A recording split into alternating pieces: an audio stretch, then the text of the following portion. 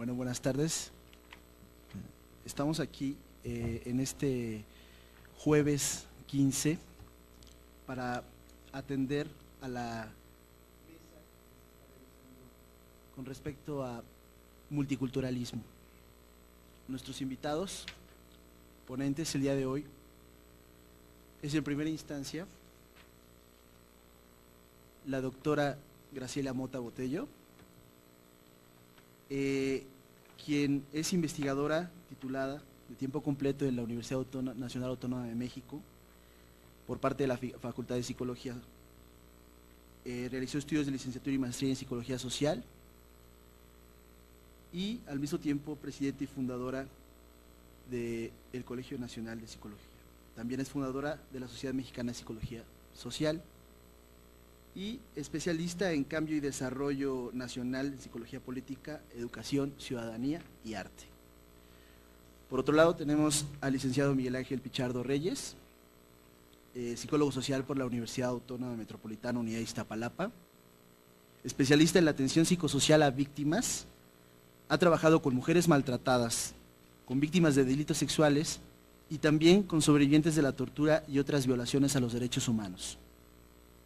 Ha sido visitador y coordinador del programa psicosocial de atención a víctimas de la violencia política del Centro de Derechos Humanos, Miguel Agustín Pro Juárez, Asociación Civil, PROT.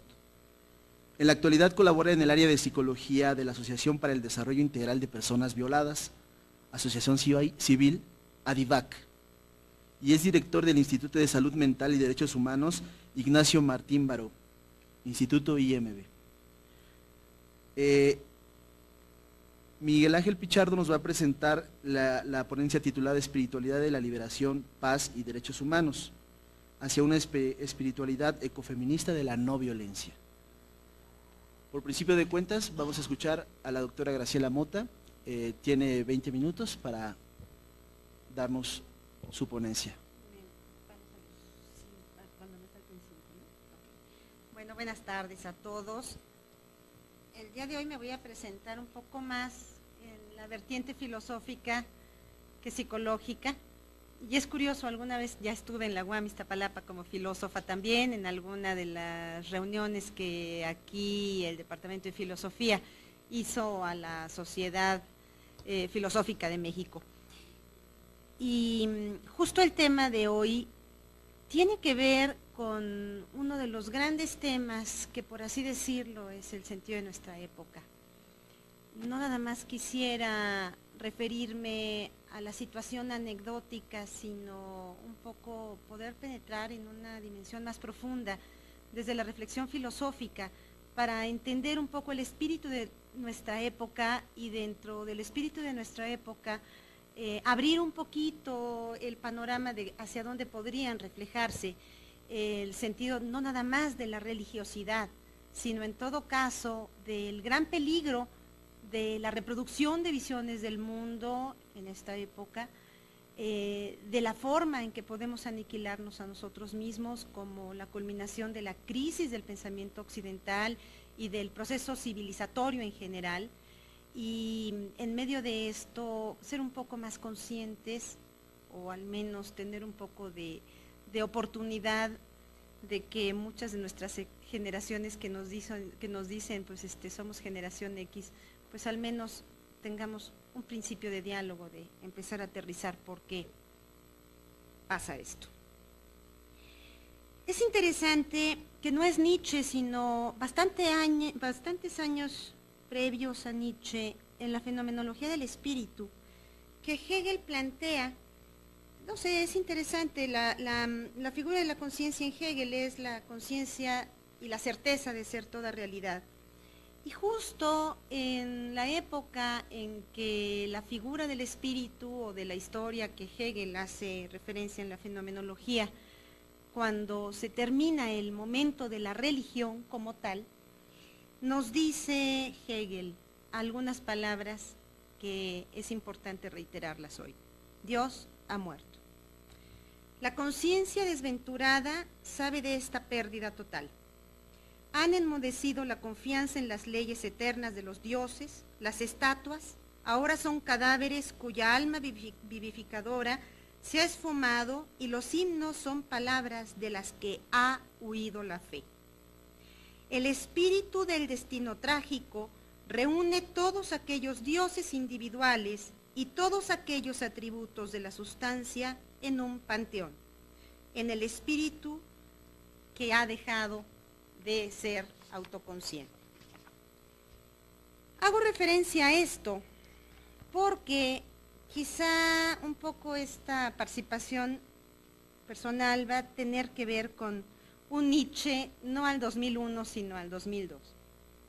Dios ha muerto.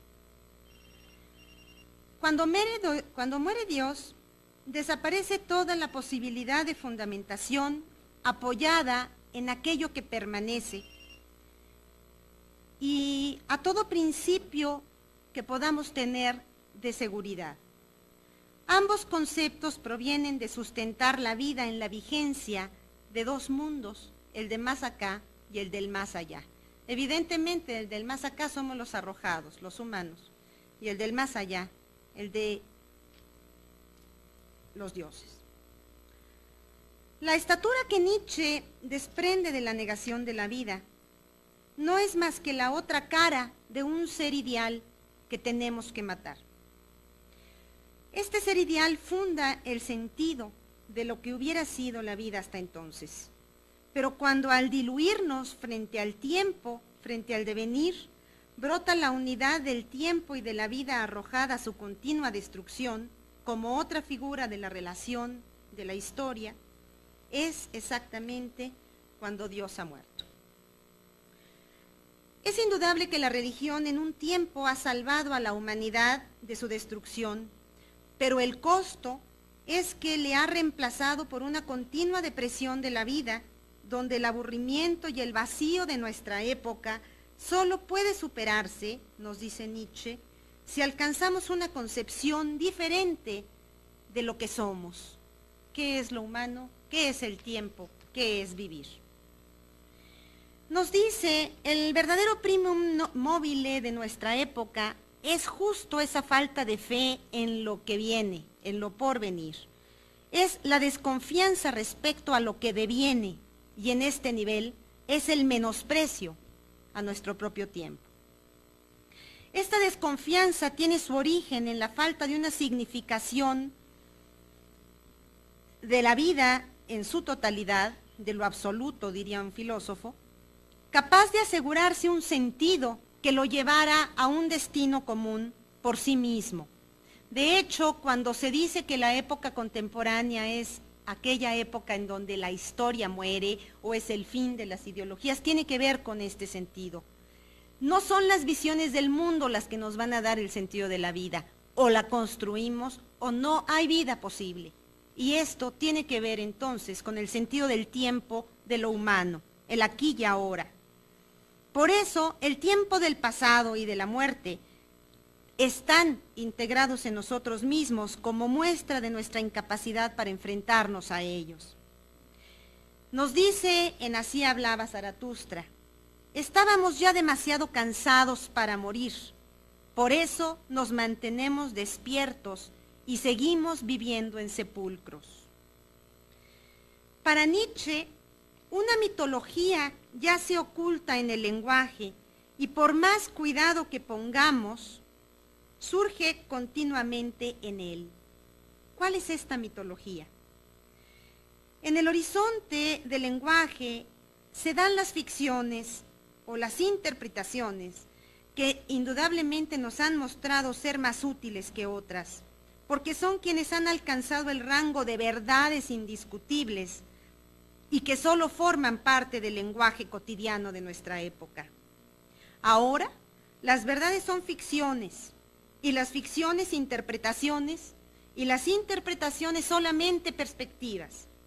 En el ocaso de la civilización cristiana, dice Zaratustra, hay que estar alertas cuando el forastero llame a la puerta.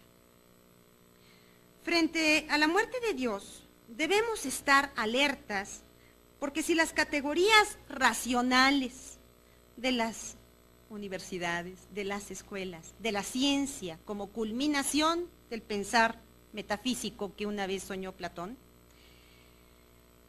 Precisamente es la culminación de estas categorías racionales que alcanzan un carácter de ficciones estrictamente lógicas, y las perspectivas lógicas no necesariamente son verdades. Por eso para Nietzsche nos dice, hay que acabar con las verdades y en todo caso hay que inventar las mentiras para no morir frente a las verdades que han acabado con la vida misma, con el sentido de lo que somos nosotros mismos. Nos dice Nietzsche, el hombre deberá devorarse a sí mismo para saber de su esencia como libertad creadora, arrojada al mundo como historia y temporalidad. El tiempo que se nos presenta es justo la perspectiva de la vida. Nietzsche nos dice entonces que tenemos que comprender de una manera diferente el tiempo, que reoriente esta necesidad de estar construyendo interpretaciones como verdades de certeza, como una mera relación positiva de la relación entre pensar y hablar, al postular justamente dos teorías que sería la voluntad de poder y el eterno retorno. Pero continúo con Zaratustra. En el sueño de Zaratustra, en medio de una gran tristeza y angustia semejantes a la muerte, Nietzsche nos dice, soñé que había repudiado a todas las formas de la vida, me había convertido en vigilante y guardián de tumbas, allá lejos sobre la solitaria montaña del castillo de la muerte. Allá arriba cuidaba los ataúdes de la muerte. Al escuchar a su discípulo predilecto, Zaratustra se percata que el guardián del sepulcro y el que lleva consigo a su propia muerte son una misma persona. El alumno le dice, es tu misma vida la que nos explica tu sueño. Lo que está presente en esta reflexión de Zaratustra es la soledad y el silencio de la muerte. Esto no es más que el reconocimiento de que el llevar la propia muerte no puede ser delegada a nadie, ni puede quedar reducido al cuidado de lo muerto. Entonces es cuando se produce la liberación, que se convierte en el viento que abre las puertas de la ciudadela de la muerte. ¿Por qué les vengo yo a hablar de este auténtico y maravilloso subversivo del pensamiento universal? Llamaría Heidegger es el último metafísico. Bueno, indudablemente nadie como él ha podido llevar el ámbito del lenguaje y del tiempo como una crítica radical a la imposibilidad de seguir afianzados en mitos. Su crítica sustantiva a la tradición judeocristiana como historia de la civilización contemporánea nos dice, en este momento no solo muere Dios, sino hemos construido un nuevo Dios que ha dejado de ser la técnica para pasar a formar el Dios del dinero. Creo que entonces empezamos a tener un sentido de esta plática. ¿De qué les vengo a hablar? Frente a la muerte, que no es otra cosa más que la época del nihilismo, algunos le llaman actualmente posmodernidad. Y aquellos que frívolamente tratarían el pensamiento posmoderno dirían, pues es la época donde todo se vale, ¿sí? O sea, todo es relativo, no hay verdad, no hay historia, hay aquí y ahora, y entonces, pues, transgredamos, seamos como si somos. Y exactamente ese ser como si somos es lo que, al menos en nuestra historia contemporánea y de manera particular en México, ha llegado al trastocamiento de nosotros mismos frente a un hecho que impacta como un momento de gran decadencia y de gran peligrosidad en el proceso de la vida cotidiana y de la cultura cotidiana, que más que tornarse democrática, indudablemente va que vuela al mismo proceso de dos talibanes. Uno se llama Bush y el otro creo que es Osama, ¿no?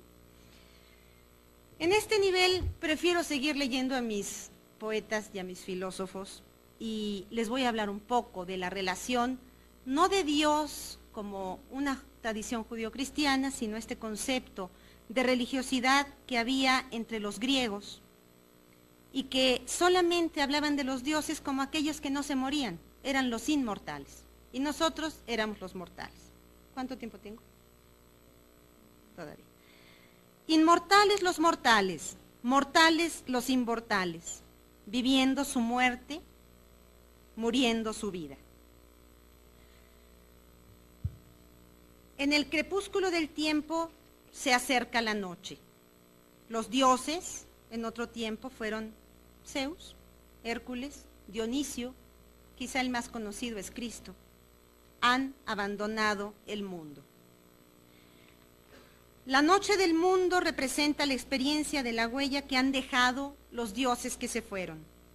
Al aparecer la noche que extiende sus tinieblas, no solo nos queda el recuerdo de los dioses que huyeron, sino también que el brillo de su divinidad se ha extinguido. La edad del mundo es la edad del alejamiento y de la falta de un Dios capaz de reunir a los hombres y a las cosas en una comunión armónica con la historia del mundo, a partir de aquello que funda la residencia del habitar humano en él. Al morir Dios, los hombres tienen que vivir.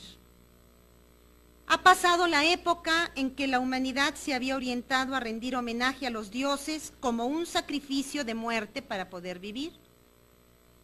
Pero cuando los dioses mueren, debemos convertir e interpretar nuestra relación con esta ausencia a partir de cada uno de nosotros mismos. ¿En dónde queda ese lugar? El crítico del pensar occidental nos enseña que cuando el fundamento de la vida ha quedado diluido, ya no es ni Dios, ni la ciencia, ni la biología, ni la naturaleza en abstracto. Es posiblemente ahora el dinero que no nos define, sino por el contrario, nos compra. Nos enfrentan a la paradoja de la finitud y del abismo. Frente a ellos, al problema de la desaparición de lo sagrado, y entonces, frente a esta desaparición de lo sagrado, nuevos ídolos de la modernidad han ocupado el lugar vacío que Dios dejó. En este nivel, el sentido previo es un mito.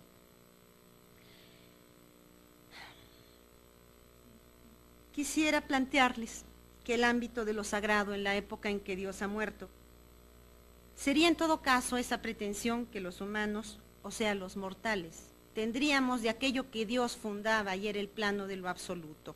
Lo absoluto pertenecía a los dioses. Sin embargo, los humanos aspiramos a ellos. Jean-Paul Sartre nos habla de algo muy interesante. Nos dice, el hombre es una pasión inútil. Bueno, el hombre y la mujer, ¿no? El hombre es una pasión inútil. Vive y aspira como si fuera Dios y finalmente se muere. Muy en esta relación mortales-inmortales. En esta forma de aspirar a la inmortalidad es que la historia se funda y es capaz de permanecer. Es justo cuando nos hemos erigido para intentar permanecer que hemos construido la historia que se asienta en lo más privilegiado del lenguaje. Es por eso que el sentido del poetizar no queda restringido a los poetas que nos hablan de poesías quizá bastante vulgares que a la fecha nos han heredado algunos poetas quizá un poco menores. 5 minutos. La poesía es finalmente quien nombra a los dioses. Toma los signos de su divinidad para transmitirlos a los demás como eco de lo sagrado de aquellos que habitan en la eternidad. Sin embargo, el poetizar no solo queda en la metáfora de la escritura, se conforma en la metáfora del aspirar que quiere construir la vida humana. En este plano, vale la pena que les diga que al vivir los humanos nos asemejamos al búho que es capaz de distinguir la noche del día. Tan emparentados estamos con ambos que no por ausencia de luz dejamos de ver. Aunque el oscuro carezca de luz, no deja de estar iluminado. Y en este plano, desde la vía del poetizar, el tiempo es largo, pero sucede lo verdadero.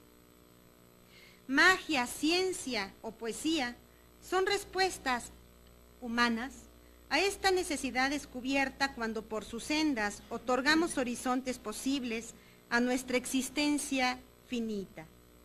Nuestra necesidad es quien nos ha conducido a experimentar y a descubrir lo posible de nuestra temporalidad que al desgarrarse acontece como lo más originario, eso que somos y también lo que quisiéramos ser.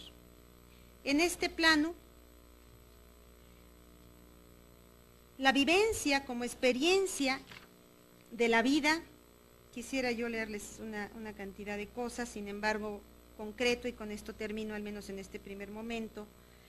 La vivencia de la vida no es más que instituirle un sentido a este habitar el mundo, porque sí es cierto que cada cabeza somos un mundo, todos vivimos en uno, el cual quizá no querramos que desaparezca.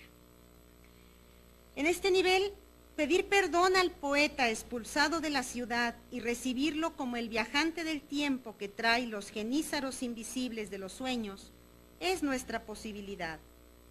A este siglo que inicia, como confluencia trágica donde todas nuestras locuras están devorándose a sí mismas, le aguarda en todo caso, frente a la religión y la visión del mundo, que no nos va a llevar más que a la destrucción de la especie y del planeta, le aguarda la tarea de la poetización de la técnica y de la ciencia, de la extensión de la cultura y de su sensualización del análisis de esa civilización que levantó fundamentalmente las columnas de la culpa y de la muerte completamente por el sentido del deseo y del poetizar humano. Desde mi perspectiva, le aguarda también el espíritu del mundo y de la transformación del Estado en democracia, donde el ideario del hombre libre retorna desde el mundo presocrático en la figura del ciudadano contemporáneo.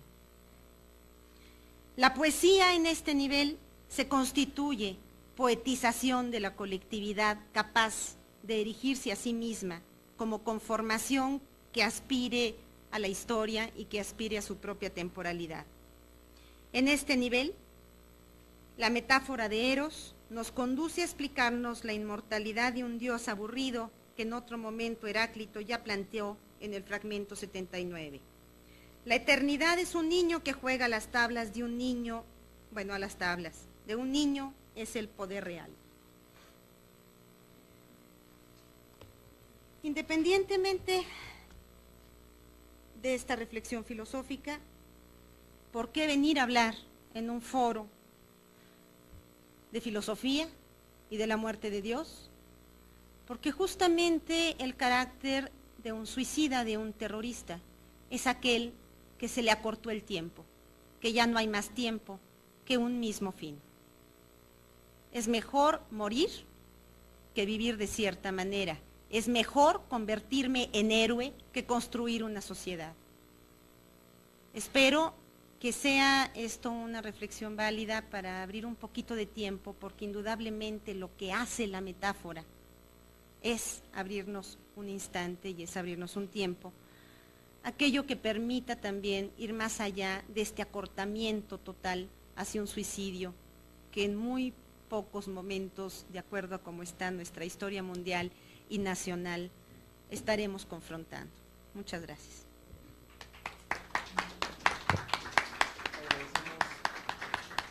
Agradecemos la primera participación de la doctora Graciela. Ahora vamos a escuchar al licenciado Miguel Ángel Pichardo en una ponencia interesante, Espiritualidad de la Liberación y Derechos Humanos,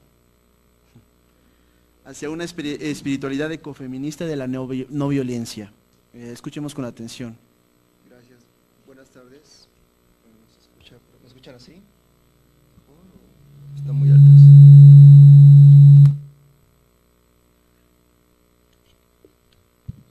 Bien, por cuestiones de tiempo y porque me pierdo mucho, voy a leer lo que traía preparado.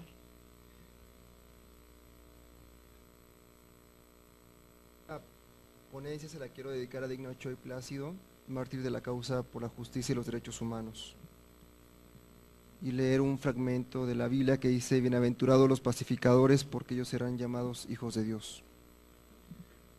Tengo que confesar que el cobarde asesinato de mi compañera Digna Ochoa me hizo cambiar la temática que iba a tratar en este espacio. Su martirio me planteó muchas preguntas sobre el compromiso, las convicciones éticas, la vida cotidiana, la actitud hacia la vida, el sentido de la lucha, las creencias religiosas, el amor, al prójimo, la justicia, la libertad y el perdón.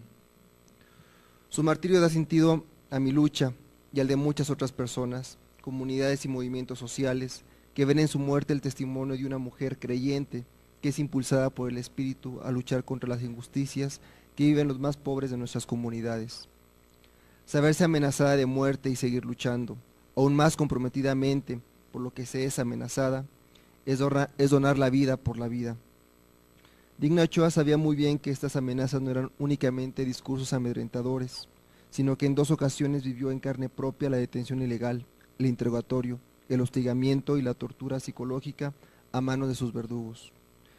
La muerte de Digna Ochoa, más que amedrentarnos, nos llama, nos convoca a seguir su camino. Seguimiento similar al de Jesús de Nazaret, Francisco de Asís, Ignacio de Loyola, Mahatma Gandhi, Martin Luther King, Monseñor Romero, Ignacio Ellacuría, Martín Baró, y miles de personas que han luchado no 1 año, 20 años o toda su vida, sino hasta la propia muerte. Su espíritu y su vida, de la cual pude compartir más de 3 años como compañeros de trabajo en el Centro PRO, me convoca en estos momentos a reflexionar, más que en las causas de la intolerancia religiosa y política, sobre la experiencia de vida en la lucha por la paz, la justicia y los derechos humanos, inspirada en una tradición religiosa, como en los casos de la abogada Digna Ochoa y del psicólogo social Ignacio Martín Baró. En tanto hombre latino, creyente y psicólogo social comprometido en la lucha por la liberación, quisiera plantear las siguientes problemáticas a abordar. ¿Qué nos pueden aportar las tradiciones espirituales a la construcción de la paz y la justicia internacionales? ¿Cuál es el aporte específico de las tradiciones espirituales al movimiento internacional por la paz y la justicia? ¿Cómo se puede construir la paz y la justicia desde el conjunto de las tradiciones espirituales? ¿Y cuál es la convergencia entre la psicología social de la liberación y la espiritualidad ecuménica de la liberación en la construcción de una cultura de la paz, la vida y los derechos humanos? Delimitando aún más nuestra problemática, el objetivo de esta ponencia es reflexionar sobre la construcción de una práctica psicosocial concreta, que partiendo de un conjunto de tradiciones espirituales pueda perfilarse la construcción de una cultura de la paz, la vida y los derechos humanos desde el ámbito de la cotidianidad. Obviamente que esas preguntas y objetivos no se agotarán y mucho menos se responderán en esos momentos. Más bien, la intención es que a partir de esas preguntas y de la propuesta que presentaré a continuación, pueden invitarlos a la acción ecuménica, a no solo analizar y reflexionar, sino a involucrarnos en el corazón mismo de la historia para desde ella transformarnos. Hablar de tradiciones religiosas o espirituales es bastante general, amplio y ambiguo, y por lo que respecta a esta exposición, tal labor le resultaría titánica. Sin embargo, quisiera iniciar exponiendo que no hablamos de todas las tradiciones espirituales, sino de una muy concreta, de aquella que se ha denominado espiritualidad ecofeminista de la no violencia. Esta perspectiva hunde sus raíces en la tradición latinoamericana de los movimientos de liberación, especialmente de 4 frentes de lucha: la espiritualidad de la liberación, la ecología, el feminismo y la no violencia activa. Primeramente abordaré la pregunta que nos plantea ¿qué nos pueden aportar las tradiciones espirituales, y en este caso la espiritualidad ecofeminista de la no violencia, a la construcción de la paz y la justicia? Cuando hablamos de la construcción de la paz, la lucha por la justicia y de otras luchas sociopolíticas, siempre abordamos la lucha desde una perspectiva colectiva, de transformación de las estructuras, de reforma de las instituciones, de cambio de políticas públicas, de nuevas correlaciones de fuerza, de movilizaciones colectivas, de organización social, de intervenciones humanitarias, procesos de negociación, reformas electorales, etc. El discurso, la unidad de análisis y el nivel de intervención son en la mayoría de las veces sistémico y estructural. Se habla de ir al fondo del problema de la violencia, o sea, la violencia primera, la estructural y sistémica, la exclusión y la pobreza. Para tal circunstancia se busca la construcción de un nuevo orden local, regional y mundial. Conscientes de que la construcción de la paz tiene que pasar por la transformación sistémica, en la mayoría de las ocasiones se supone la división racional de la realidad, las oposiciones entre lo público y lo privado, entre lo inmanente y lo trascendente, entre lo local y lo mundial. El problema no es tanto la división racional, sino el creer que la realidad es realmente así, el creer realmente que existe lo público, que existe lo inmanente y lo local, creer en esas categorías analíticas como fenómenos inherentes a la realidad. Esto nos lleva a una dicotomía de la realidad que se traduce en incongruencia y hasta en esquizofrenia dentro de la vida de los diferentes actores de cambio social. Un luchador social que trabaja por la reforma del sistema de procuración de justicia u otro que lucha por los derechos indígenas puede ser un auténtico machista, un fumador empedernido y racista xenófobo disfrazado de antiimperialista. Pareciera que la lucha social no pasa por los estilos de vida, las relaciones interpersonales, la cotidianidad. Al parecer somos activistas de medio tiempo o creemos que nuestra lucha social no tiene nada que ver con nuestras actitudes, pensamientos, comportamientos, relaciones y sentimientos. De repente la lucha de las mujeres se encuentra desvinculado de la lucha sindical, la ecologista de la electoral, trayendo consigo una verdadera esquizofrenia social del activismo. La propuesta de la espiritualidad ecofeminista y de la no violencia tiene un aporte trascendental dentro del trabajo por la paz, la justicia y los derechos humanos.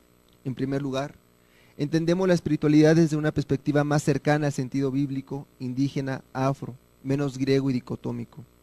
El espíritu de una persona es lo más profundo de su ser, sus motivaciones, su ideal, su utopía, su pasión. Espíritu en ese sentido, originario, de donde viene la palabra espiritualidad, es todo ser que respira. Por tanto, es todo el ser que vive como el ser humano, el animal y la planta, la tierra y el universo. Todos ellos son vivenciados como portadores del espíritu, porque de ellos viene la vida y son de ellos donde se mantiene la vida y todo el movimiento creador. Espiritualidad es aquella actitud que pone la vida en el centro, que defiende y promueve la vida contra todos los mecanismos de muerte, de disminución o estancamiento. Lo opuesto al espíritu en este sentido no es el cuerpo, sino la muerte y todo lo que estuviera ligado al sistema de muerte.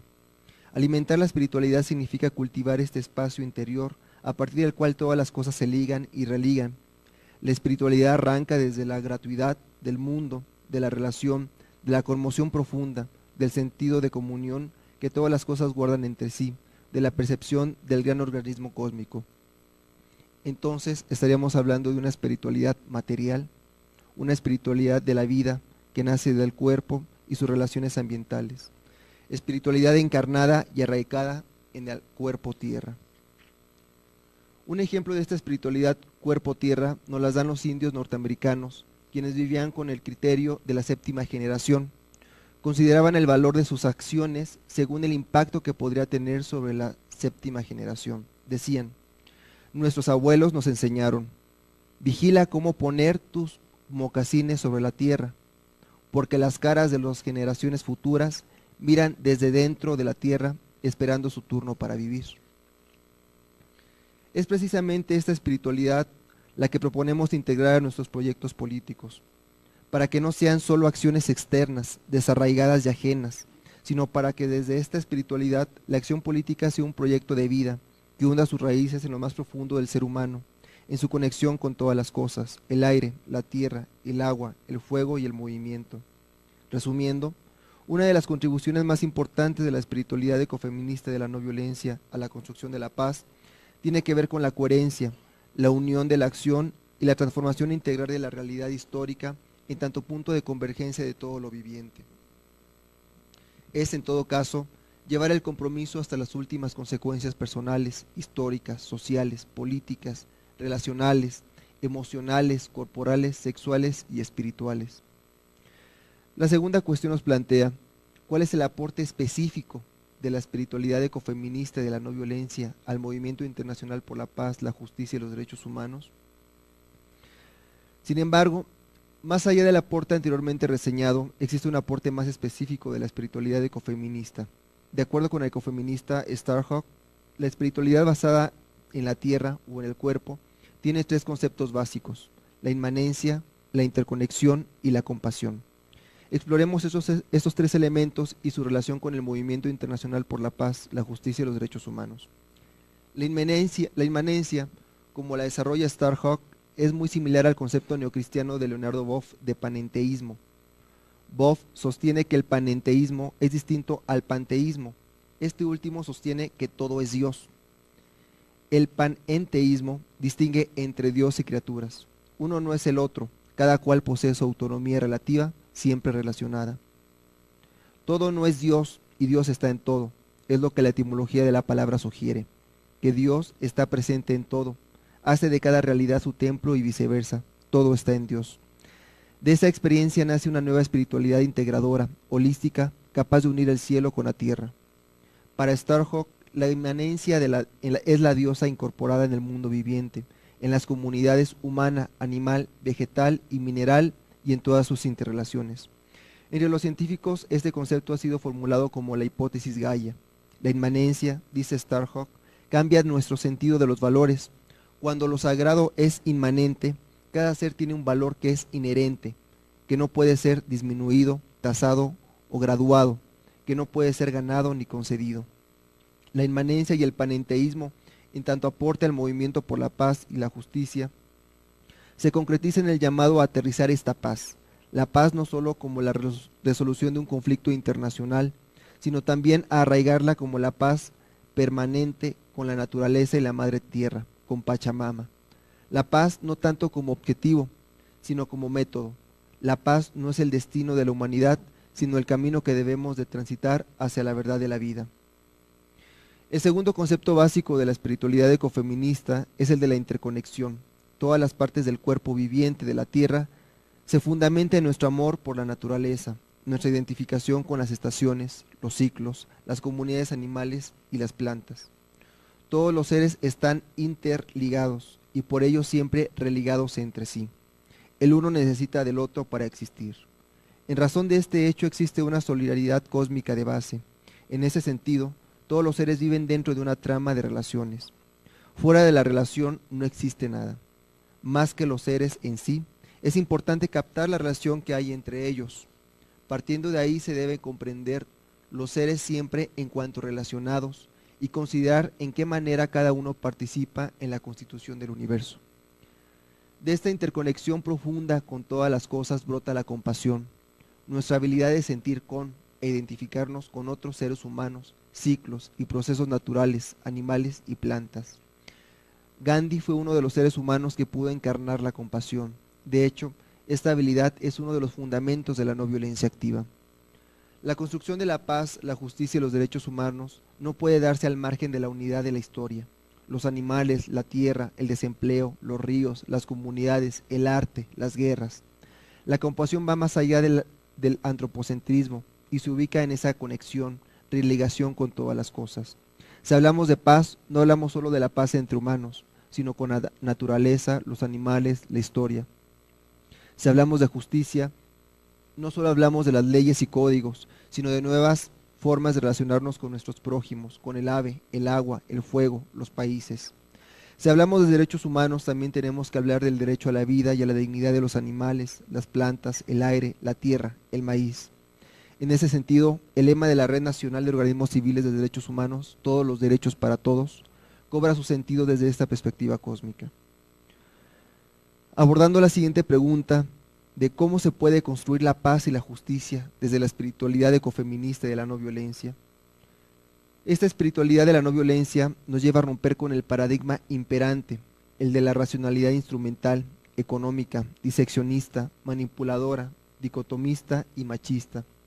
La espiritualidad ecofeminista de la no violencia nos llama a realizar un activismo holístico, donde lo personal no esté peleado con lo colectivo, donde lo emocional no esté contrapuesto a lo corporal, lo espiritual a lo sexual o material, la historia a la naturaleza.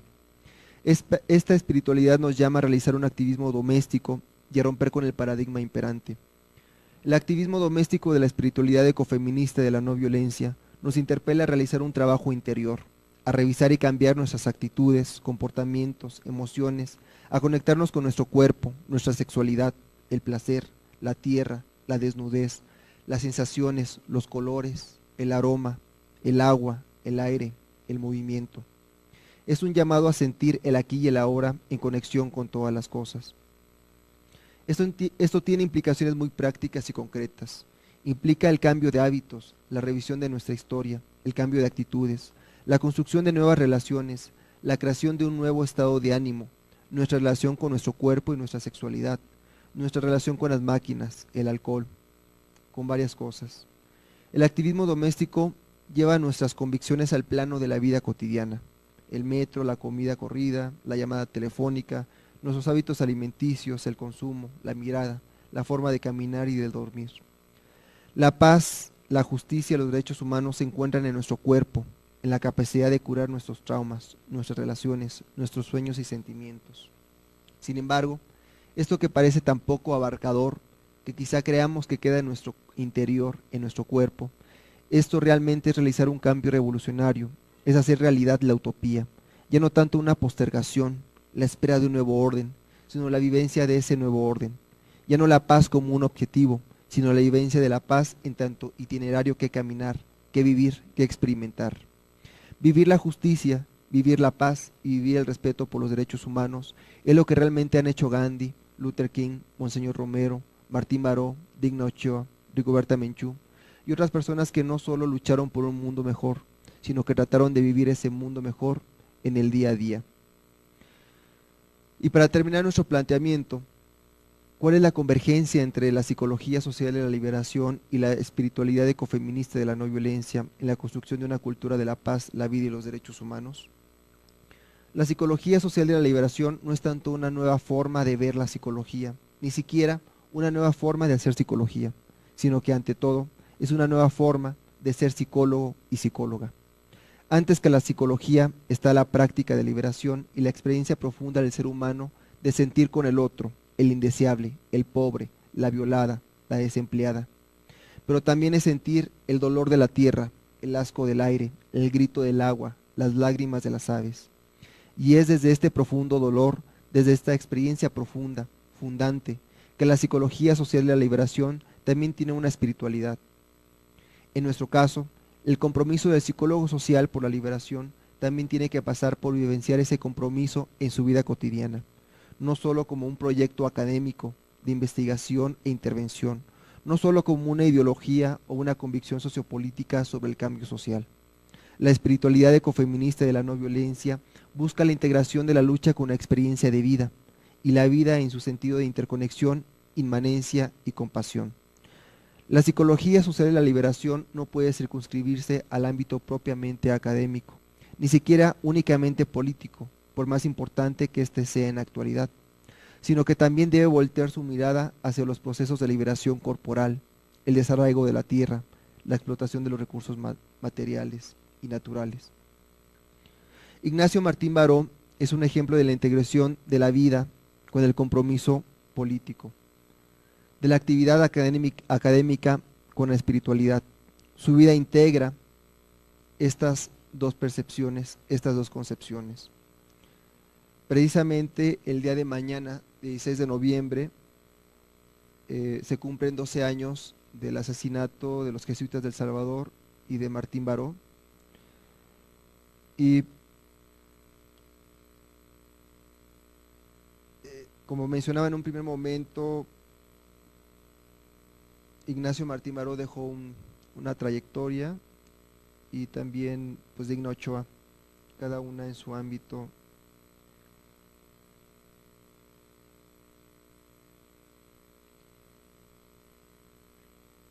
Y bueno, yo quería pedir también un minuto de silencio por Digna y también por Martín Baró.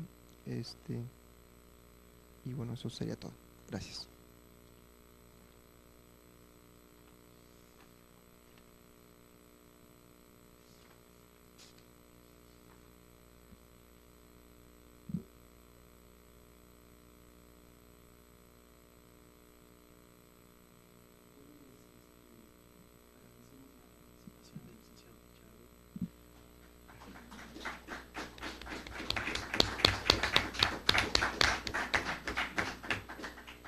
Y tenemos tiempo para una ronda de preguntas.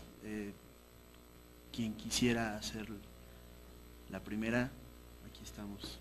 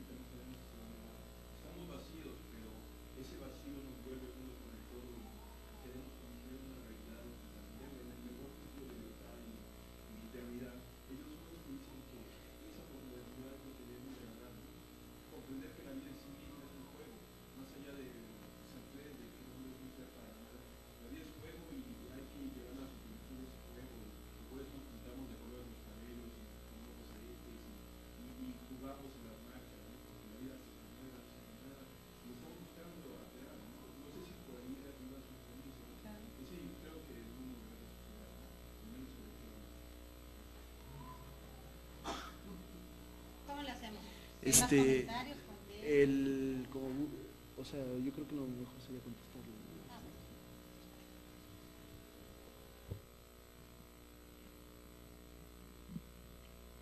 Totalmente de acuerdo contigo.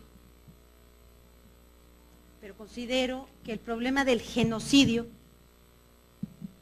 sería una disyuntiva que definitivamente, y aquí creo que también mi comentario va a ser una pregunta para mi colega. Estamos hablando de la trascendencia. Y yo nada más quisiera saber a dónde, caray, porque no podemos trascender hacia la muerte, porque si no fuera porque morimos todos los días, pues estamos medio vivos, ¿no? O sea, entonces ahí es uno de los graves problemas.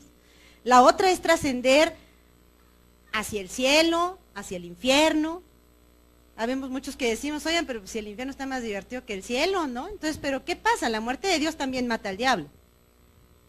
Se supondría, desde mi perspectiva, que justo esto que tú estás diciendo, en términos de el genocidio, que hemos sido partícipes a lo largo de todo el siglo XX, y que en el caso de México, en aquel entonces Tenochtitlan, representa uno de los grandes genocidios, si no es que el mayor genocidio de la humanidad. Nada más que como estaban viendo a ver si teníamos alma, en aquel entonces eran indígenas, pues el problema no se llamaba genocidio, se llamaba catequización. Y ahí empezaron, no sé si los psicólogos sociales, pero las posadas por lo pronto sí. Entonces, ahora, el grave problema es justamente el genocidio que implica vivir en un conglomerado de consumistas de información y en un conglomerado de informantes que aspiran a ser informados en lo inmediato.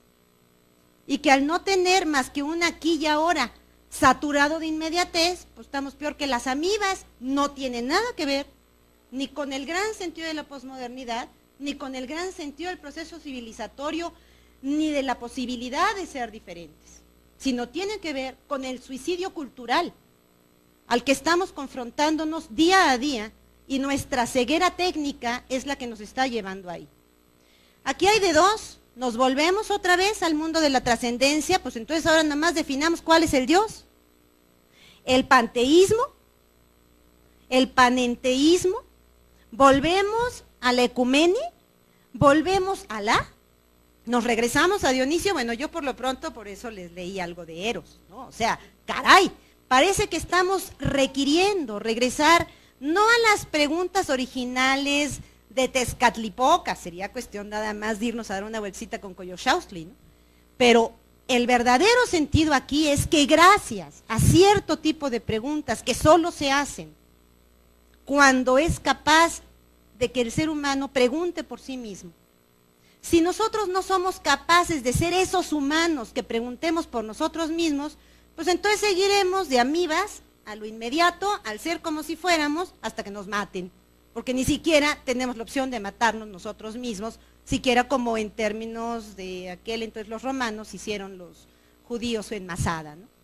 En este plano, definitivamente, yo tengo el enorme privilegio de haber generado uno de los grandes momentos, y se hizo en México, en Cuernavaca, en donde nos costó muchísimo trabajo que le dieran la visa a un palestino para venir justo a la Conferencia Mundial de Psicología Política. Había sido invitado por un judío de Israel.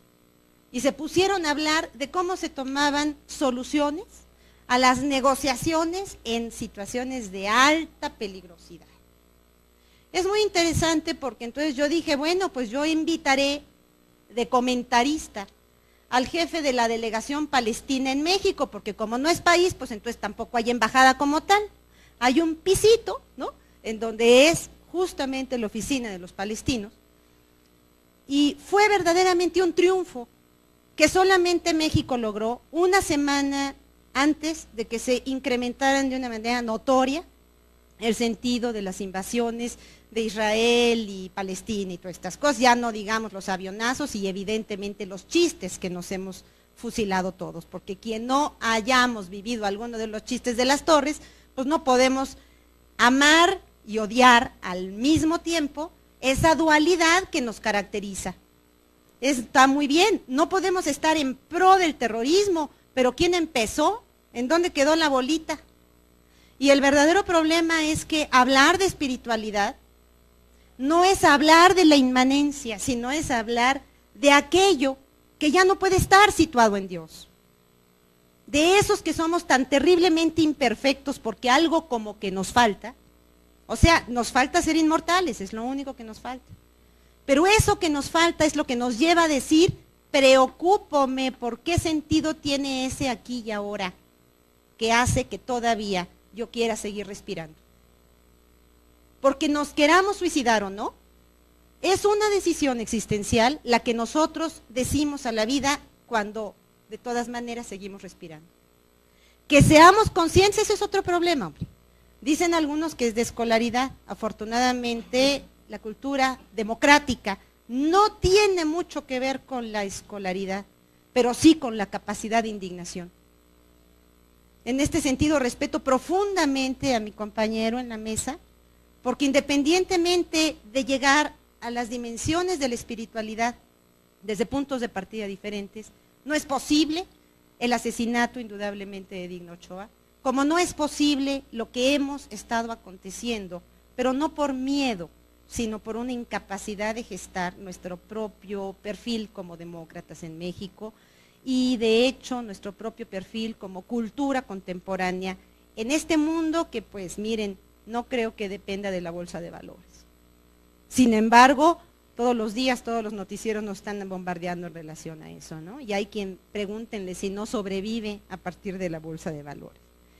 En este plano, indudablemente, no hay más vida que diga, no hay más posibilidad de vivir que viviendo. Y solo aquellos que seamos capaces de preguntarnos por ellos, y ya no digo como psicólogos, sino como seres que estamos en medio de un proceso que tiene una gran posibilidad, y eso no quiere decir que seamos optimistas. Yo soy verdaderamente trágica, y en la medida en que avanzo sobre mi contexto mundial, más trágica todavía. Sin embargo, no por eso dejo de confiar en aquello que ha nutrido el sentido de mi vida. Y desde esta perspectiva entiendo por qué estamos discutiendo este tema en una universidad, y no dentro de la perspectiva propiamente hablando de los derechos humanos. Yo nada más anexaría el plano de derechos humanos junto a ciudadanía, pero no me restrinjo ahí. El plano de los derechos de la vida no lo funda Dios. Al menos yo no puedo proceder en este plano, porque si esto es así, ¿en dónde quedó? Desde esa perspectiva prefiero, como psicóloga, proceder, no sé si científicamente, es una palabra que desde mi punto de vista quedó hueca, sino desde el plano del conocimiento que aspira a preguntarse históricamente por el sentido de nuestro propio proceso de vivir, hacia dónde queremos que vayan esos valores que han dejado de valer. La violencia en sí misma no implica que ya a los jóvenes no se les haya enseñado lo que son los valores y ya no respetan nada. Yo también me pinto algunos pelitos de morado, pero ese no es un problema de diferencia, religiosidad y tolerancia. Para que posteriormente a las 5:45 se realice la clausura por parte del doctor José Lema Lavadier, director de la División de Ciencias Sociales. Y pues muchas gracias y un aplauso por esta charla.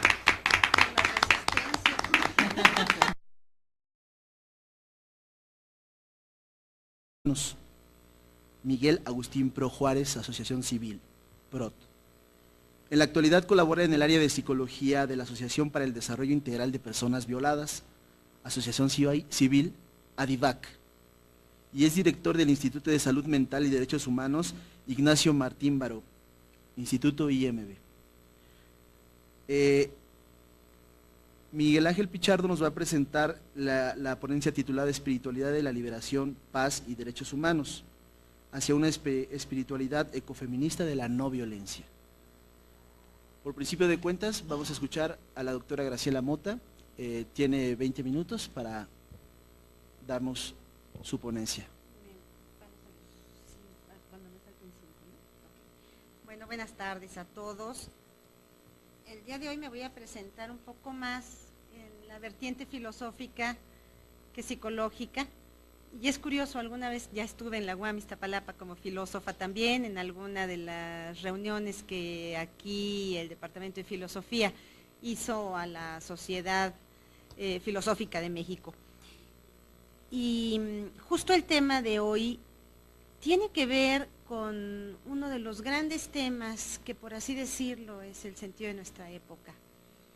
No nada más quisiera referirme a la situación anecdótica, sino un poco poder penetrar en una dimensión más profunda desde la reflexión filosófica para entender un poco el espíritu de nuestra época, y dentro del espíritu de nuestra época ahora son cadáveres cuya alma vivificadora se ha esfumado, y los himnos son palabras de las que ha huido la fe. El espíritu del destino trágico reúne todos aquellos dioses individuales y todos aquellos atributos de la sustancia en un panteón, en el espíritu que ha dejado de ser autoconsciente. Hago referencia a esto porque quizá un poco esta participación personal va a tener que ver con un Nietzsche, no al 2001, sino al 2002. Dios ha muerto. Cuando muere Dios, desaparece toda la posibilidad de fundamentación apoyada en aquello que permanece, y a todo principio que podamos tener de seguridad. Ambos conceptos provienen de sustentar la vida en la vigencia de dos mundos, el de más acá y el del más allá. Evidentemente, el del más acá somos los arrojados, los humanos, y el del más allá, el de los dioses. La estatura que Nietzsche desprende de la negación de la vida no es más que la otra cara de un ser ideal que tenemos que matar. Este ser ideal funda el sentido de lo que hubiera sido la vida hasta entonces.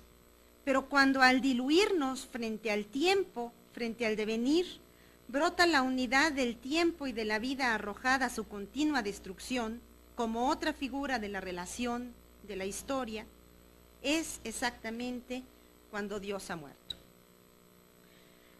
Es indudable que la religión en un tiempo ha salvado a la humanidad de su destrucción, pero el costo es que le ha reemplazado por una continua depresión de la vida, donde el aburrimiento y el vacío de nuestra época solo puede superarse, nos dice Nietzsche, si alcanzamos una concepción diferente de lo que somos.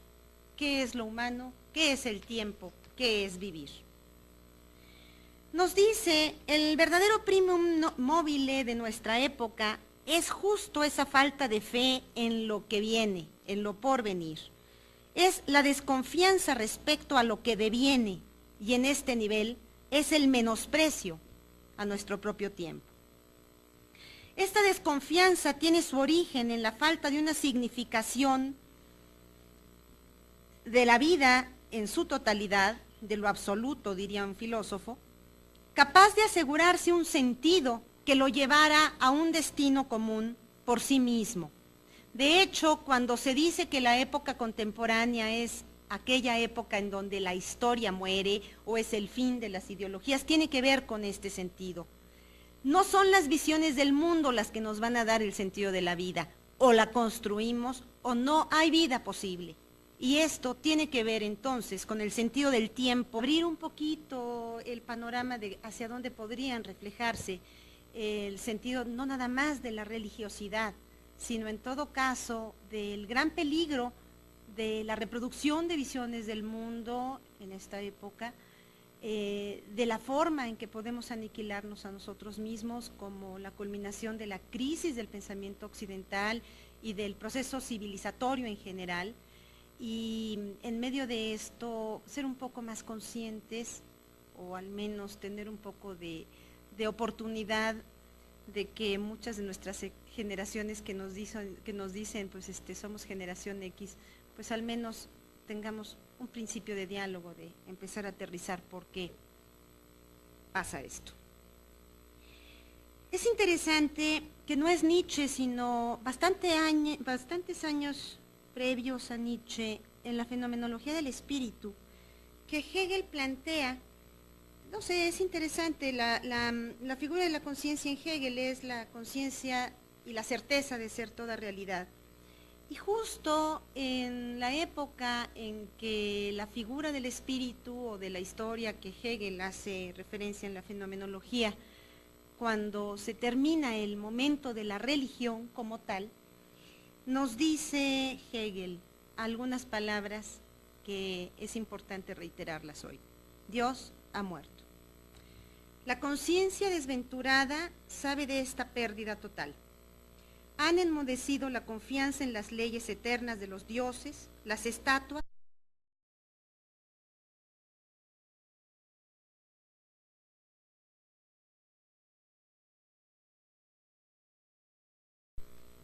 Bueno, buenas tardes. Estamos aquí en este jueves 15 para atender a la mesa con respecto a multiculturalismo. Nuestros invitados, ponentes el día de hoy, es en primera instancia la doctora Graciela Mota Botello, quien es investigadora titulada de tiempo completo en la Universidad Nacional Autónoma de México por parte de la Facultad de Psicología. Realizó estudios de licenciatura y maestría en Psicología Social y al mismo tiempo presidenta y fundadora del Colegio Nacional de Psicología.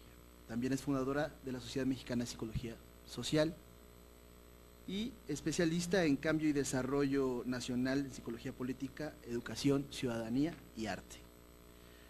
Por otro lado tenemos al licenciado Miguel Ángel Pichardo Reyes, psicólogo social por la Universidad Autónoma Metropolitana Unidad de Iztapalapa, especialista en la atención psicosocial a víctimas, ha trabajado con mujeres maltratadas, con víctimas de delitos sexuales y también con sobrevivientes de la tortura y otras violaciones a los derechos humanos. Ha sido visitador y coordinador del programa psicosocial de atención a víctimas de la violencia política del Centro de Derechos Humanos.